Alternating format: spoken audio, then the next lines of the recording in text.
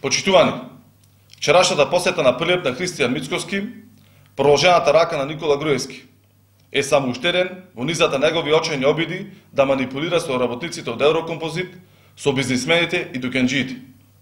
Односно со истите оние луѓе кои беа малтретирани и репресирани од криминалниот режим на унгарскиот бегалец. Ништо не е сменето во деструктивната матрица на ВМРО-ДПМН. Мицкоски, Стеван Анџија, Лашковска, тоа се истите ликови кои 11 години послушно ги извршуваа мрачните сценарија на Никола Груевски и носеа штетни одлуки против интересите на граѓаните и државата.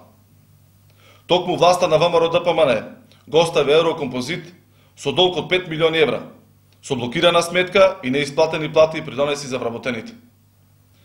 Кога Мицкоски ги повикува на средба прилепските бизнисмени, треба да знае дека се уште им се свежи сеќавањата на 11 годишното репресивно владење на неговиот ментор, криминалецот Никола Груевски. Нарачаните инспекции, драконските казни, жолтите ленти на управата за јавни приходи, пиштењето и вриштењето на Милијана Киевски и хилтите на Марија Ристевски беа дел од секојдневието на прилепските бизнисмени и дуканџи. Првата работа која Мицкоски требаше да ја направи при доаѓањето во Прилеп, пред да тргне да ги лажи и манипулира граѓаните, беше да го разреши председателот на општинскиот комитет на ВМРО-ДПМН во Прилеп Петар Ристевски заради неговото насилничко однесување, тепањето со граѓани и сликањето со пиштоли. Дополнително, Петар Ристевски е истиот тој кој на највулгарен начин ги партизираше државните институции, вклучително и Прилепската болница на која што беше и директор.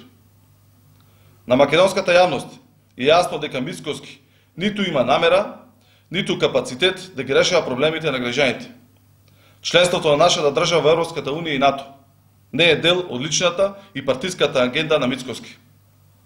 Единствено нешто кое е во фокусот на неговиот интерес е бизнисот со хидроцентрали и заштита на криминалот на злословничкото здружување. Заради се това, СДСМ и граѓаните нема да дозволат враќање на деструктивните и насилнички политики на ВМРО-ДПМН. А на 12 април ќе порачаат режим никогаш повеќе. Чекориме на правиот пат. Ви благодарам.